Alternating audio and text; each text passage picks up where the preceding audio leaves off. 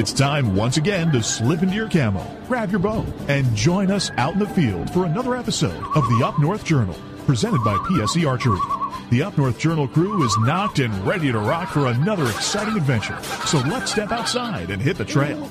This episode of the Up North Journal podcast is brought to you by PSE Archery, Scentlock Technologies, Limbwalker, Rambo Bikes, Hunter's Blend Coffee, Limbwalker Game Calls, Stanislawski Releases, Copper John Sights, EZ Kut Outdoor Products, Fourth Arrow Camera Arms, Wind Sense Hunting Sense, X-Stand Tree Stands, Spot Shooters, and Twisted Mind Bowstrings.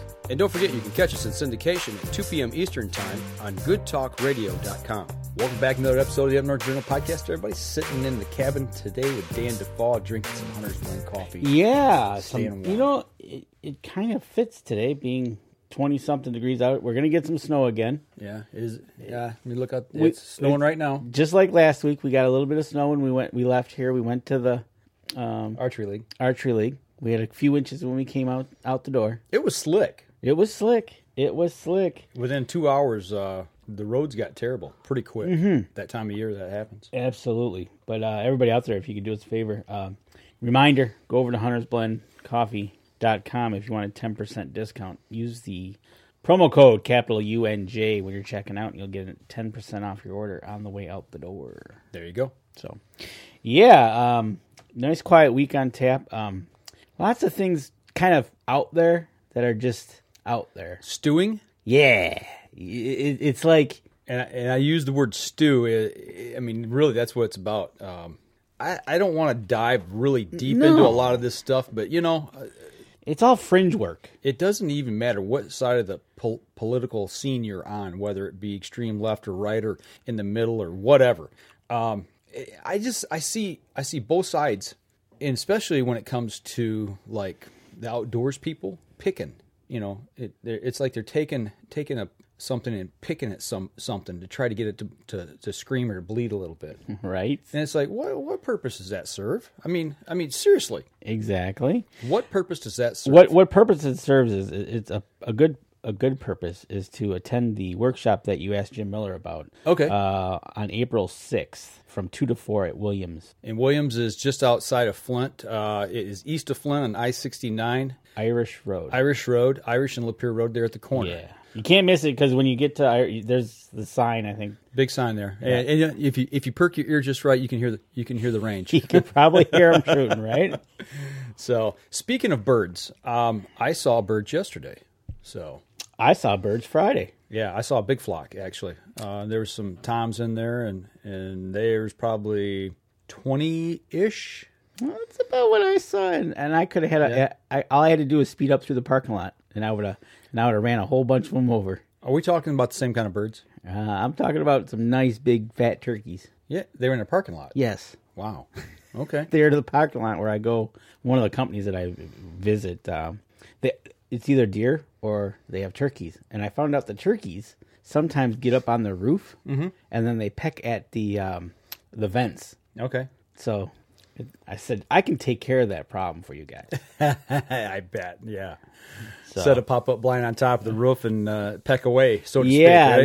there was a bunch of hens in that group, and they're in the middle, walking across the parking lot and just pecking away. So I see David Boggs is joining us. Yeah, Michael Fairfield from EZ Kut's on. Welcome to the show. So, and I'm trying to remember. Step back just a little bit. I can't remember if it was Michael that I was talking to, one of the people I was talking to. I know David was one of them, but I was talking to 7 people at one time. I saw you posted that you were like multitasking conversations. I was so tempted just to call you, and I had the phone going, man. I mean, my thumbs were smoking. I had 3 people via text, and I had 4 on Messenger all at the same time, and we were chatting back and forth. So Shane Collins says Limbwalker game calls for life. All right, Shane, glad you use them, man. Are you down in West Virginia there next to Mr. Tim, hopefully? I missed the show Friday night. You know, I can't see his show because I'm always, Friday nights, I have to shoot basketball now. Right. So when I'm out shooting basketball, he's on with his show. So I either have to watch it, you know, recorded, or I have to miss it. So. Exactly. So he was going to talk about henned up gobblers. Okay. So I tuned in really late, and I was like, So But yes, the Limbwalker game calls. That's another thing. Since we're talking about the turkey workshop. Go ahead and grab it. I know you've been wanting to talk about the Purr plate here lately.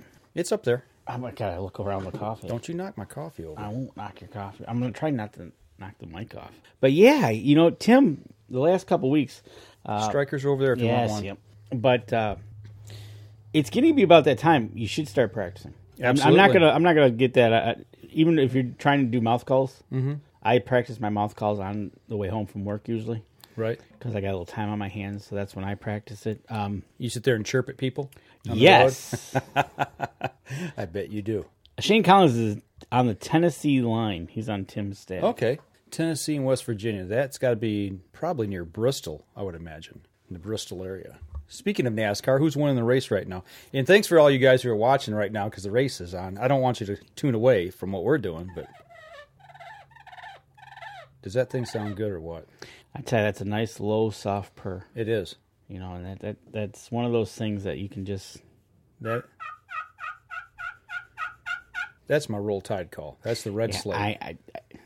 It's a red Slate, folks. It's not Roll Tide. It's a red Slate. And it's got that streak through it. Yes, that Slate. It's got the veins through it. That's the winning streak.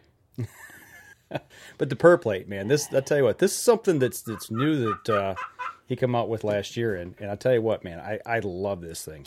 We actually got this in our hands. I think it was after our season ended, wasn't it? Yes, it was. So, it was. He wanted to send us something because he was just trying it. I want to get this in the field this year and try it out. So, but get those calls out. Start practicing them. One of the things he talked about, this is a week or so back on his show. Which do you take calls out to practice out in the field with? No. Well, he did or does. He takes a call. He doesn't do it all the time. Let me rephrase that. If I did, I wouldn't do it in my hunting area. Michael Fairfield said this is way more important than NASCAR. Right on. I agree with you, man. Shane Collins says red Slate is the bomb, fellas. Good deal. So, Shane, I assume that you use the red Slate in the field.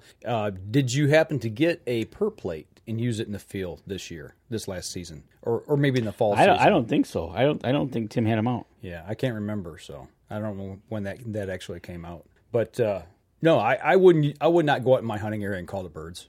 I wouldn't either. No, so. Hey, Terry, if you can you find that article and forward it to me?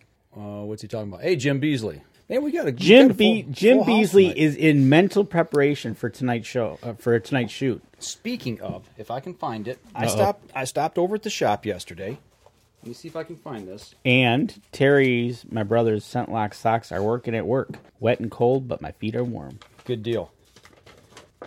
Okay, I stopped over at Jim's yesterday, and we'll get into why I was over there a little bit later. But he handed me a flyer. All right. And this is for you guys that are here in the Mid-Michigan area. March 11th, which is a Monday night at 6 p.m., I'm going to be there a little bit late, is Africa Night at Spot Shooter Archery. I think you haven't heard. No, this is mine. Well, I got to see it. No, you got to listen to me. Don't I ever? Best hunting in South Africa. Bow hunting, South Africa presentation from none other than the people we know. Dries Visser is going to be there, and they're going to be talking and giving a presentation about hunting in South Africa. Everyone who attends will be put into a free raffle for a 7-day hunt for a trophy gembuck, blue wildebeest, impala, and warthog. $20 raffle tickets for a 7-day trophy sable hunt. Drawing will be held March 25th, 2019. The one thing I don't know is the drawing that you're put in for attending. I assume that's going to be from all of the presentations given around the area.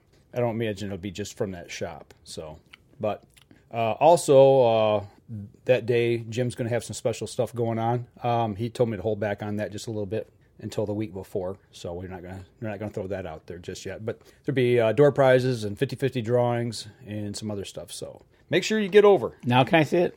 Yes, you may. Thank you. Spot Shooter Archery. That's on Grange Hall Road in Holly, Michigan. Interesting. Just off I-75. For those of you who might wonder. Excellent. We talked with these guys at ATA last year. 2 years ago. Well, yeah, 2 years ago now. Yep. Yeah. But 2018. Excellent. March 11th. Mm-hmm. What day is that? It's a Monday. It's a Monday night, huh? Yeah. Okay. Hey, Rick Ringel, what's going on, man? I hope you got some squirrel stew ready for us. Scott Bass says, hey, guys, thanks for being on the EZ Kut train. Choo-choo. Hey, right on, man. No problem with that. You know that, man. Speaking of I'm losing my connection here. Yeah, so am I. There we go. Okay. You didn't bring your pack with you, did you? No. Okay. I thought we'd run through that again, maybe. But actually, you got. You know what? The one thing I didn't have in the pack. Do you got the saw? Yeah. Do I have the saw? That did not come in the pack, so I probably got to get one of those. Actually, we'll take a picture of this and.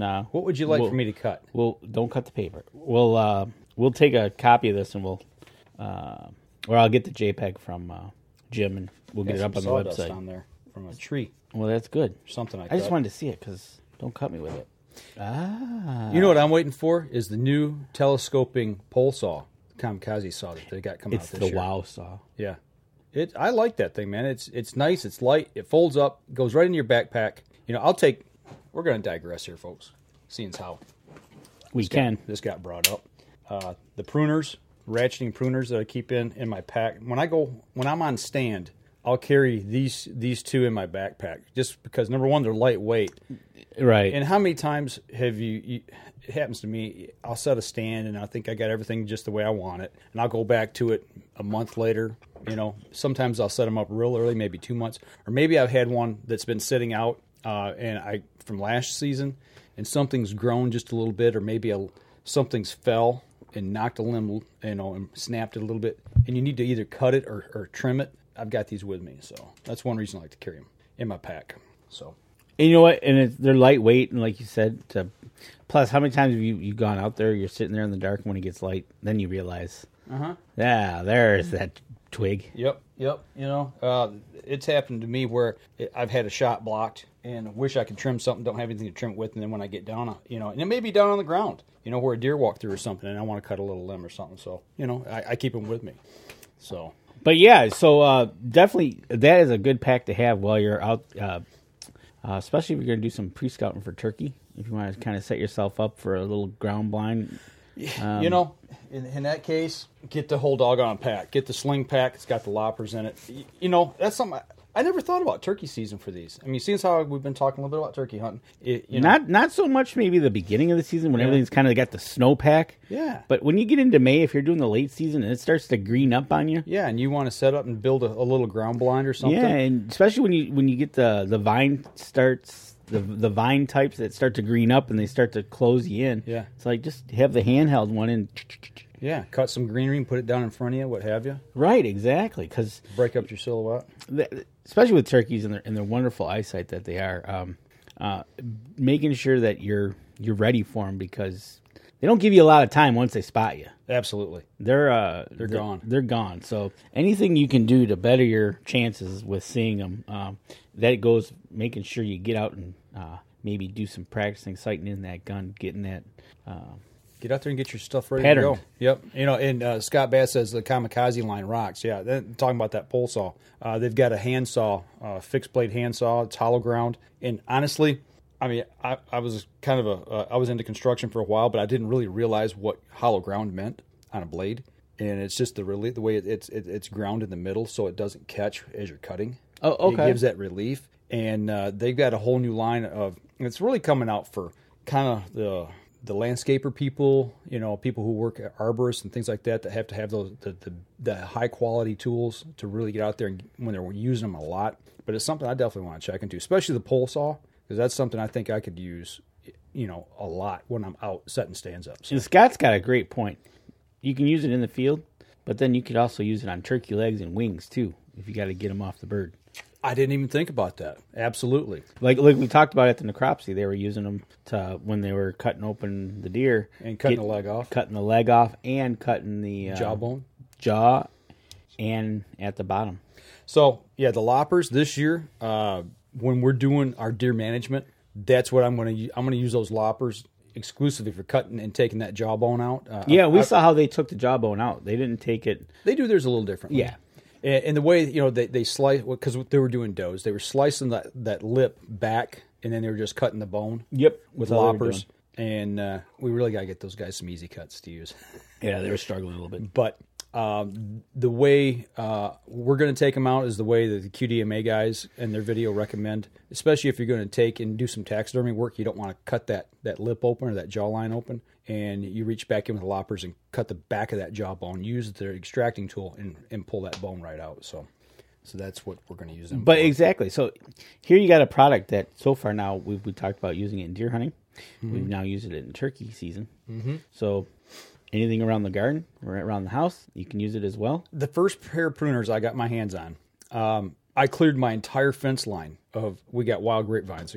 And on some of those vines, inch and a quarter around. And I took those pruners and just went to town on them. And I spent 2 days cutting straight just on a weekend and cleared the whole fence line off. Right, exactly. So they're just not for hunting. That's a purchase such as this is just not limited to a season. Right. You can use them all year round, whether you're gardening, whether you're working around the house, you're out hunting turkey, you're out hunting deer, or anything else. You're out bear hunting, moose hunting. Yep.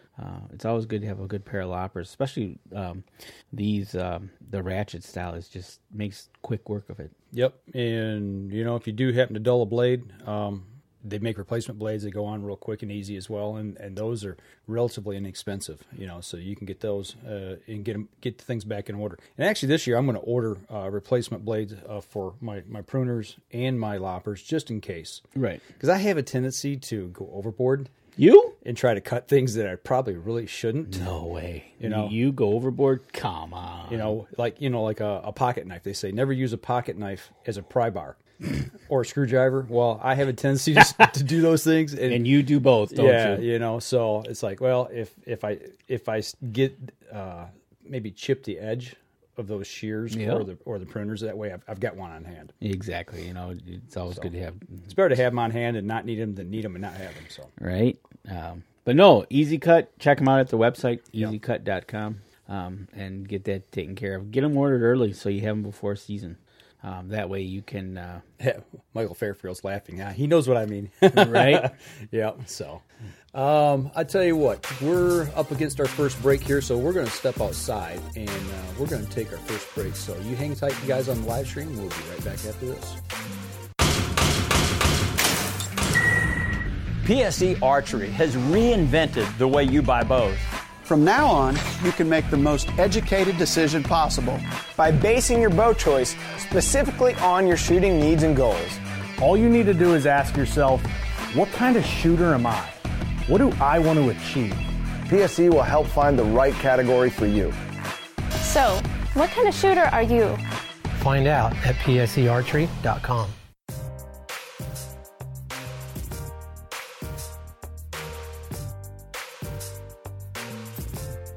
Welcome back. Second segment of the show. Hanging out in the cabin, talking back and forth with, I'm sorry, talking with some of our viewers of the podcast or the live stream, but Jim Miller, did I see the CWD report out of Pennsylvania? Yes, and actually that was one of the things I was kind of on the fringe about. And Scott Bass is offering to give everybody a viewer a deal right now. There you go. You guys got that? Get a hold. You see down here, Scott Bass. He is on the live stream portion of the Up North Journal podcast here right now. If you go over and click on his name, he says I can give all of your viewers a deal right now. So on EZ Kut. On EZ Kut. You guys want any of these products? Get over there. Get a hold of him right now. Right. He's the man to talk to. So good deal. And a special gift if you order. All right. There you go.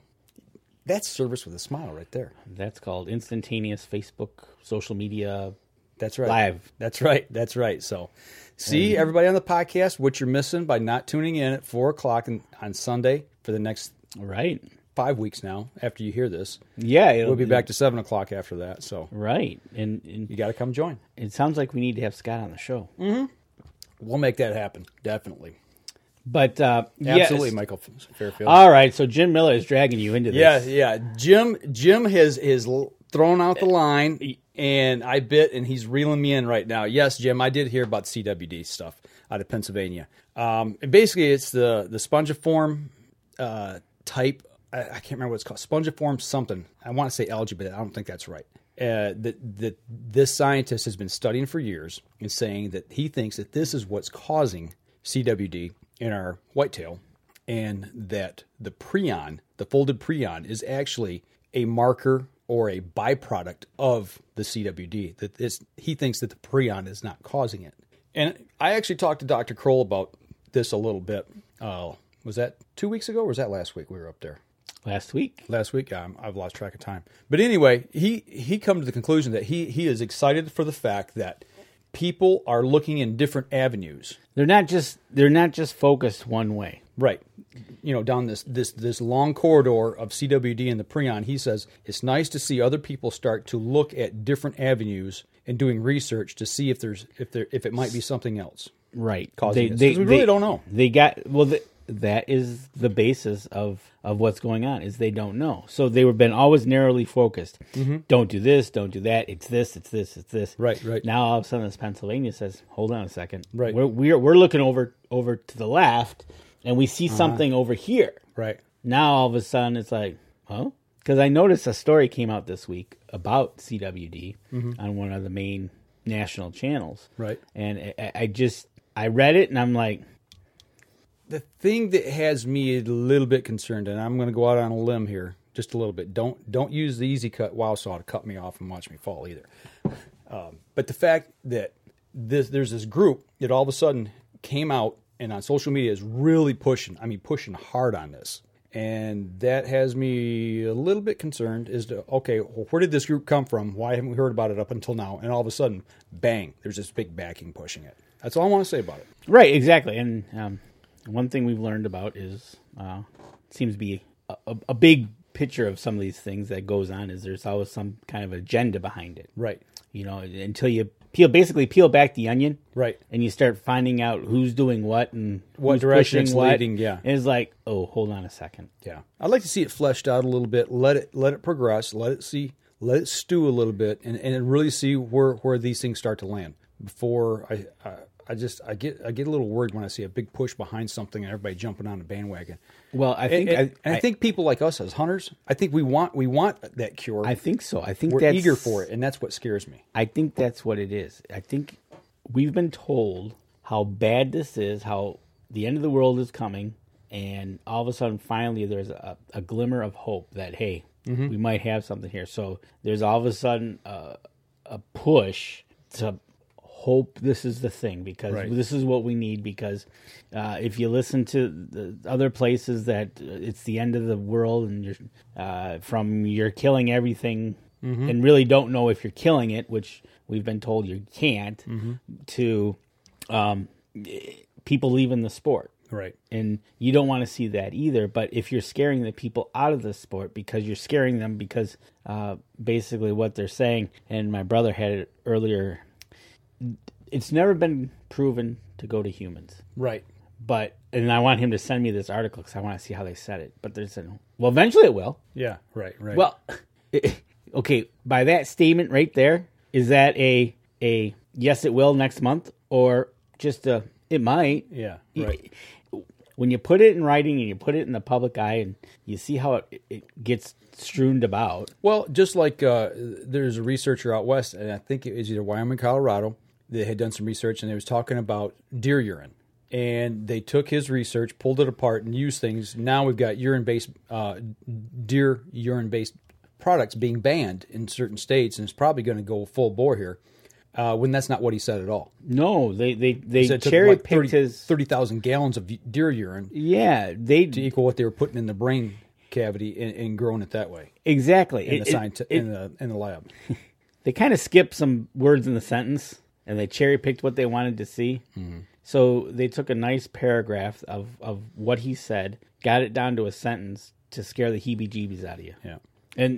And truthfully, 30,000 gallons. Once you read the paragraph in its entirety, you look at that and go, "What? Yeah, how did you get that out of this?" Right, exactly. And when the scientist himself says, "Guys, you took it out of context," gives you a red flag. Right. And it goes back to peel back the onion and find out what the agenda is. Yeah. So I guess, Jim, to kind of go back, We'd like to see it vetted. Yeah, I've got guarded optimism, I guess is the way to look at it. Yeah, I'm optimistic that, hey, somebody's doing some research. This might have something, but yet and still I'm still a little bit guarded on it. And there was another story that come out about Indiana. I mean, as you guys know, I started talking about going down there and hunting this year. There was some deal with and I don't know a lot about this. I read just a snippet of it, so I don't want to dive into it too deep, but there was a cervid farm down there that I take that back. It wasn't a cervid farm. It was a cattle farm that wound up with bovine tuberculosis. Okay. Okay. Something. It wasn't CWD. See, I'm starting to confuse my own self here. It was tuberculosis. Is this the first case in Indiana? Or? I don't know. Okay. All right. They're wanting to bring in sharpshooters instead of letting the surrounding areas, hunters take care of this problem and try to minimize the impact of it. So, long story short, Michigan's not the only one dealing with CWD or TB or other issues.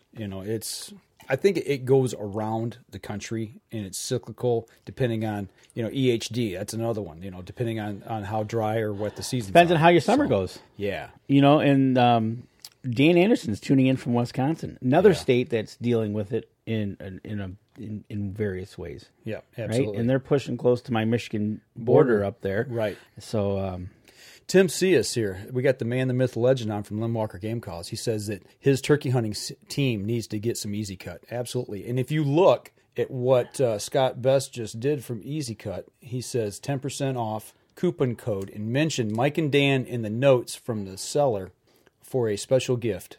Gift will be a secret with each order. Right. So there you go, guys. And right, Jim, we are hopeful. Ken Seclune is tuning in.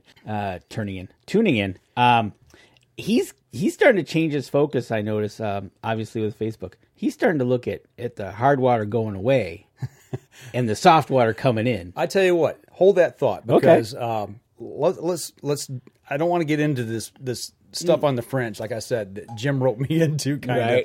But let's take our next break. We'll come back. I want to talk about yesterday. About the hard water you went and looked at? Yeah, absolutely. And we'll kind of dive into that a little bit, so to speak. So we'll be right back after this. PSE Archery has always dominated the speed category. Now, the most revolutionary cam system ever to hit the market has perfected the shooting experience.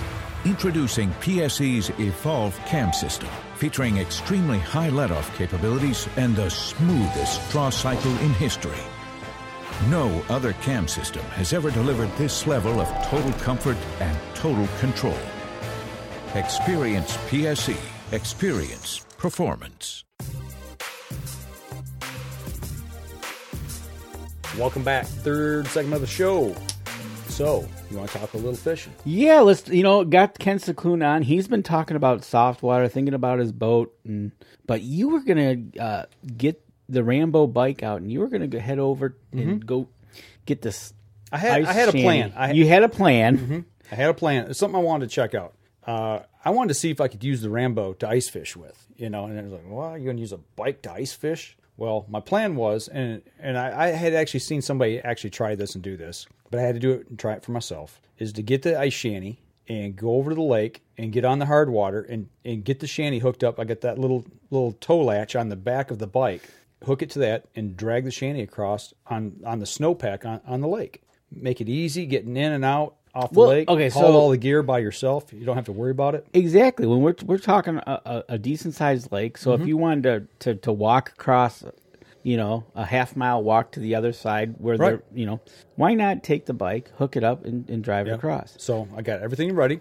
I got all my ice fishing gear in, loaded up. We haven't been since last year. The weather here has been up and down. Haven't had really good hard ice, safe ice until the last week and a half or two, where it's been stable. Yeah. So I said, before I go buy bait, I probably ought to go check to make sure that we got some good snowpack, because I am not going to ride the bike on slick ice, just ice. Because you don't have no studs in the tires. Yeah. That's the reason you need some snowpack. Yeah. So before I left, I actually got the shanty out, hooked it to the bike, took it around the yard, just to make sure also that it was going to work before I actually went all the way over there. And it worked great. I was dragging that thing all over the yard like nobody's business, because we had some snow here in the yard. So got over to the lake to check the ice. and it was glare ice. Smooth As a baby's butt. And I'm like, that ain't going to work. But what really surprised me was the fact, as I pulled in to the park, I see 4 cars coming out. Okay. 4 vehicles, like nose to tail. I'm like, okay, this time of year, 4 cars in the park, let alone driving together, is a rarity. Seeing 4 cars total. Right. And they're all here coming out at the same time. So I get up to the overlook to where I can see Big 7 and Little 7, and it's full of cars. I'm like, what's going on? And as you make that curve, you can actually see Big 7. Yeah. It looked like a winter carnival going on. Really? It was packed. People all over the place. Yeah. I know why. Well, the first thing I thought of, free fishing weekend that's here exactly in what I was Michigan. gonna say. And I'm like, there can't be that many people out here ice fishing for free fishing weekend. So I get on back to the park, and I get back to close to the parking area, but there's that first turnoff by the pavilions. Yes. There's cars all in there. And I see somebody like unloading a truck. So I pull up, talk to the guy. I say, hey, what is going on? I said, are they having an ice fishing derby or something? And he's like, well, kinda. He said, it's the free fishing weekend stuff, but he said they're also doing this big celebration of state parks this weekend. And I was like, okay, that makes sense. So I proceeded to go on back towards the boat launch, and then there's the big beach access where they got the picnic tables and the grills and all that stuff. Okay. The DNR's there. They're cooking up hot dogs for the kids. There's a big party going on underneath one of the shelters there. And back at the boat launch, it's just packed back there too. So really? I go and make this. I counted 37 shanties that I could see, and there was probably 100 to 150 people on the ice outside the shanties that was fishing. No way, dude! It was just packed. It was packed. I've never seen 37 people on the water at the same time. Right. It was insane. Actually, I took photos, but I didn't get them uploaded to where I could show them tonight. It was crazy. This was all because they were celebrating the state parks and free fishing weekend. So I did hear an ad yesterday going up north, but it was in Bay City. So I wonder if that was it must have been related then. Well, Bay City's got that state park up there. So yeah, I think it was like statewide. And the guy said, well, I get, he said, yeah, I heard. I said, how'd you hear about it? He goes, well, I get the alerts from the DNR. I go, so do I, but I don't remember seeing anything about this. I think it was about free fishing weekend. And yeah, well, I've heard that, but not the park celebration. Right. So, but yeah, it was insane. It was really cool to see that park being utilized, number one. So after that, I was like, well, okay, I can't take the bike on the ice, but I can take it in the woods.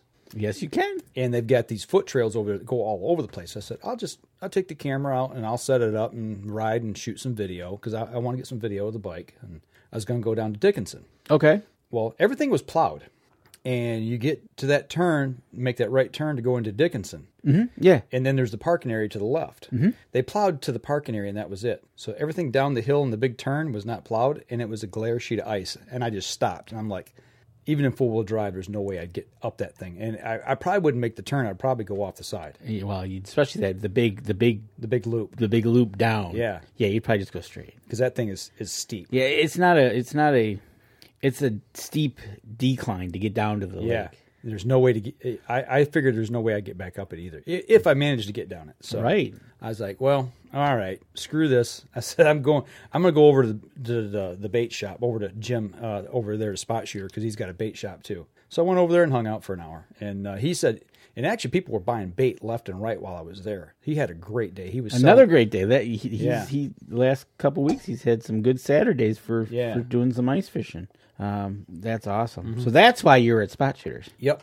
Scott Bass, replying to Tim, got to run, guys. You're very good. He wants to be in the studio. We can do that. Yeah, we'll make that happen. We'll get a hold of you. Absolutely. Charles Byram. Foot of snow here last night in southwest Iowa, and look outside, and it's snowing. Ugh. Well, if it's in Iowa, that means it's probably headed our way. Actually, it's quit snowing here at the moment. It quit snowing here, and we sent it down to Iowa. We're expecting, I think, 1 to 3 tonight. 1 to 3 tonight. And it's no big deal. Yeah, it's no big deal. So, well, I shouldn't say that, but sometimes the least amount of snow is the worst. Yep. So, but so your whole plan got thrown right out the window. Right out the window.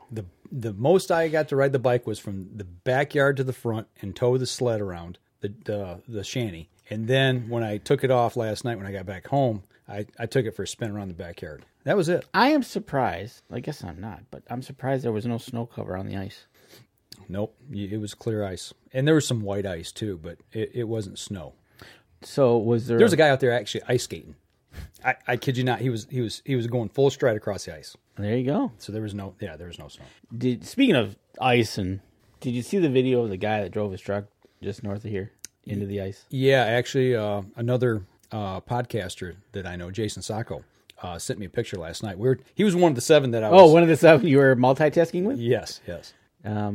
Yeah. And then he tried to go back to the vehicle to save the stuff that was he wanted in the car. There was a picture of him by the vehicle, yeah. Well, there's some video of him on top of the truck trying to get in, and then his his dismount off which would have been the tailgate onto ice was just epic. Okay. It's like, dude, and it went down. It was in 12 feet of water. So, well, Jason said that was precipitated by alcohol infusion.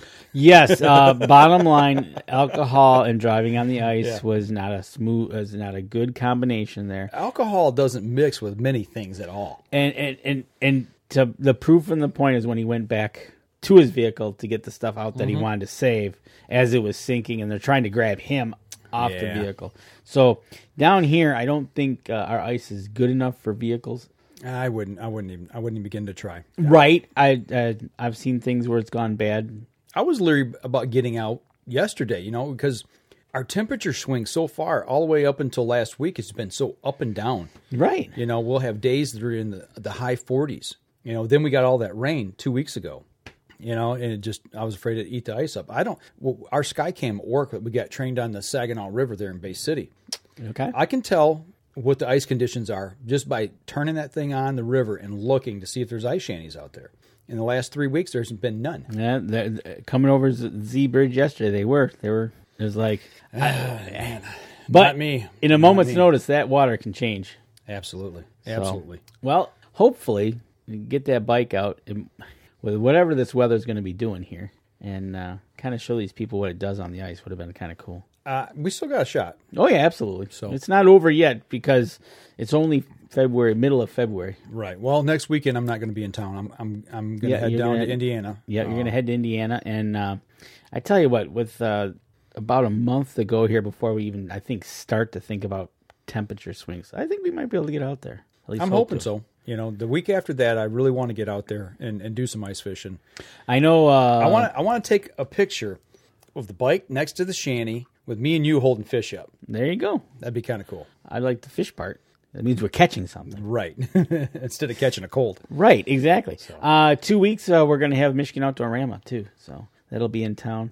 I do believe, I got to make sure, but I think Tim said he's going to be in town for that. Tim Andrews.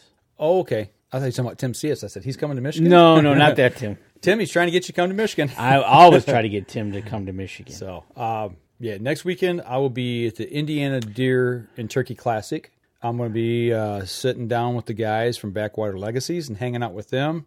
And I also hope to be over in the Rambo and X Tree Stand booth with Josh for a little while. There you go. Although he doesn't know that I'm coming down yet, so it's going to be a surprise to him. So if you guys from EZ Kut are still on here, don't tell him. I'll surprise him. He's down at NWTF. And they have been killing it down there. And WTF is a kind of a cool banquet. Yeah, we got to go one year. It's kind of is it always in the same spot, or does it travel? You don't know. I don't know. I will check it out. Seems like it's always in Nashville. Jim Miller, if you're still on, do you know? You're the big turkey guy here, or Tim Sias, you're the other big turkey guy here. I don't know if it floats like an ATA does, or I don't know. Like that. Gotcha. I don't ever remember it being up this way. It seems like it's always down in Nashville. So. EZ Kut will be at Outdoorama. Wow. Okay. Get a hold of us, Scott. We'll see if we can do something there. Definitely. I didn't know that they were going to be up this way. So, speaking of that, let's knock out this last break. We're going to step outside. We're going to take our next break, and we'll be right back after this.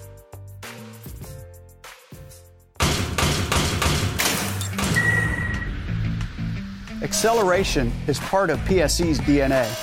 PSE pioneered the speed movement. Now they've developed the vapor category to help you find the most powerful bows on the market to fit you. High speed equates to intense power and building the momentum you need to be successful. Are you a vapor shooter? Find out at psearchery.com.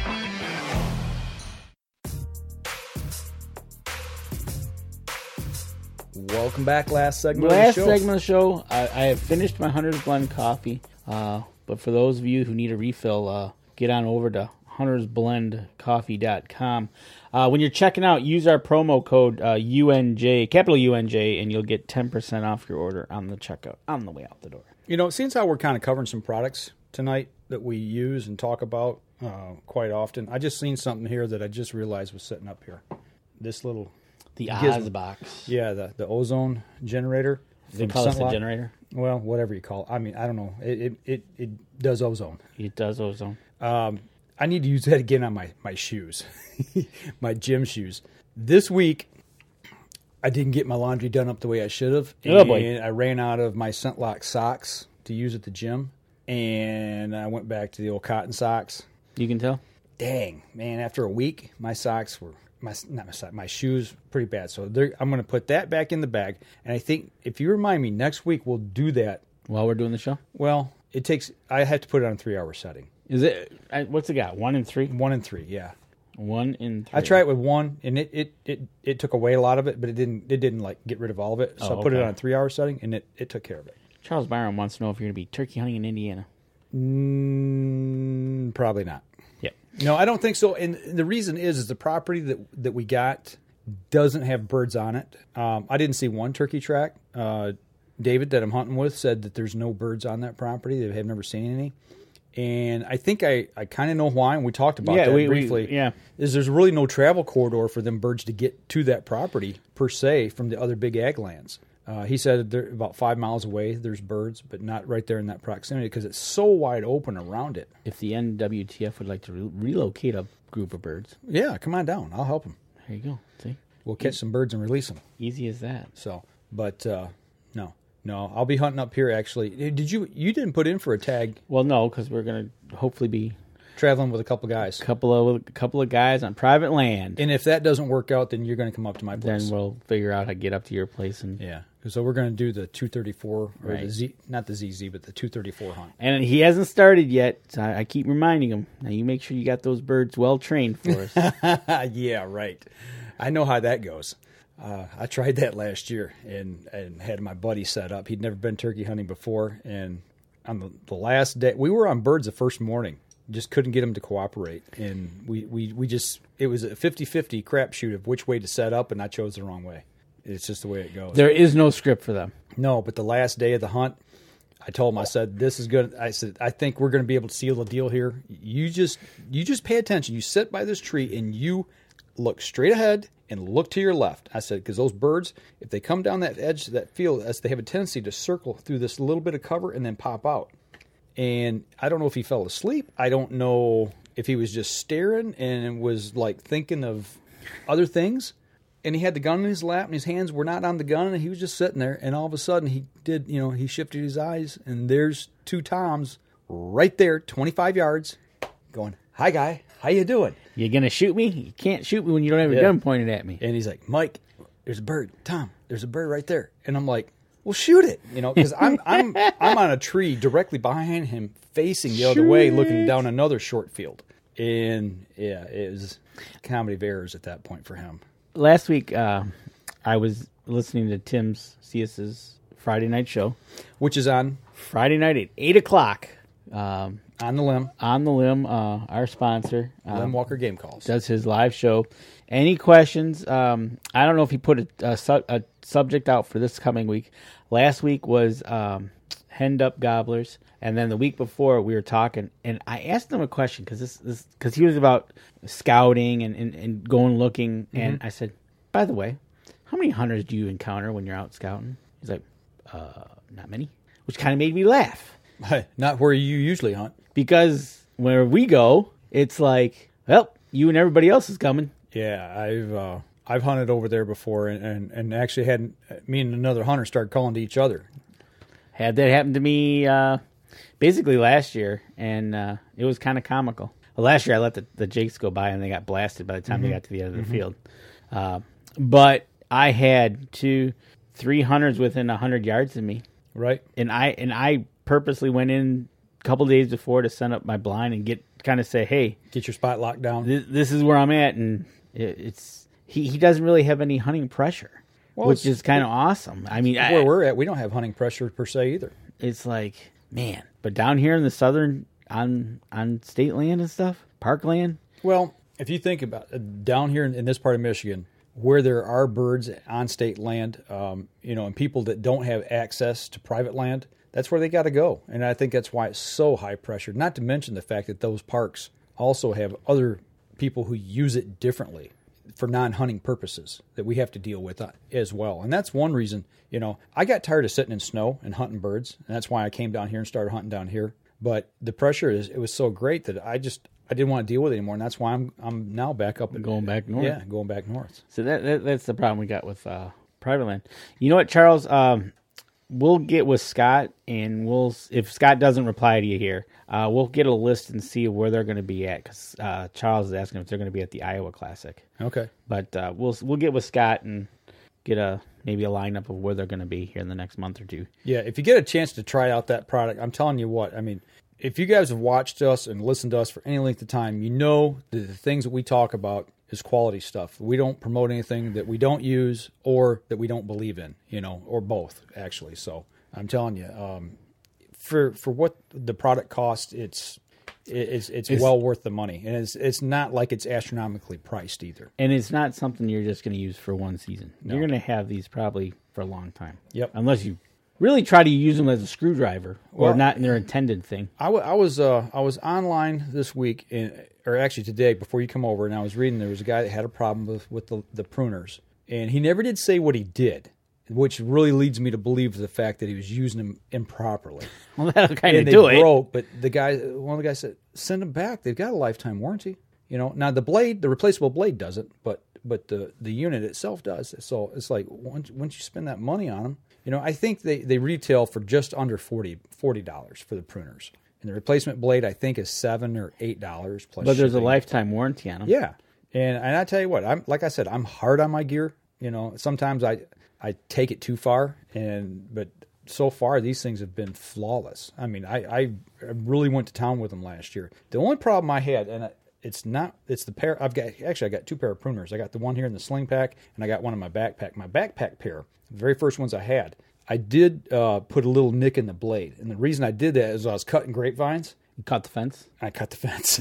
So, like I said, I have a tendency to take things a little too far sometimes and not watch what I'm doing. Right, exactly. And it wasn't a fault of the product. It was me not paying attention to what I was doing. So. Yep, exactly. So, but it's interesting to see the pressure he was going through down there and what he was talking about, and the pressure we go through here. Because I was asking him questions because I was kind of just like, because I know the one guy we know through turkey hunting over at the park, he starts a month in advance going scouting every day and finding where the birds are. Right. Other people, they show up the day of and hope for the best. Right. And it's like, and it just... And then you do all the scouting you want, you don't see anybody, and then you hear come opening morning, and then you got, like I did, where did you all come from? You get, we call it the Orange Army here in Michigan. They don't wear orange turkey season, but you get the proverbial camo army coming in, and you can usually tell if they've done their scouting because they'll make a beeline. You can tell those people that make a beeline right to where they want to go, but then you get the people who are just stumbling around kind of aimlessly and. You get the flashlight, wink, wink, wink, I'm here. Right. Then they'll turn and they kind of meander and they're just kind of all over the place. Exactly. So. And then by doing that, you don't know what's 100 yards behind you anymore. And it's just... Yeah. And they push the birds out of the area. The guy I have a lot of respect for, the guy we met over in the park, I've known him for the last few years of going over there and talking with him. He's very sociable to saying, hey, I'm going to be down over here. Where are you going to be? Okay, you're going to be over there. Yeah. We got respect. Okay. Work with each other. Just so we know. He goes, hey, if you see I did a trail to my blind. I said, okay, I'm good with that. Right. Instead of getting the old... My spot, get away from me, blah, blah, blah. Right. So. Okay, so Dane Anderson's reporting in from Wisconsin. 4 to 6 inches today on top of the 8. They had a good thaw back in January, yep. Oh, okay. You're saying Greg has much more in the north. Okay. And yes, soft water is sounding better and better. Okay, so Greg is north of Dan. Okay. Gotcha. Well, soft water be here pretty soon. I mean, like you were talking about with Ken, he getting the boat, wanting to get the boat out. I still want to put a hole through the ice.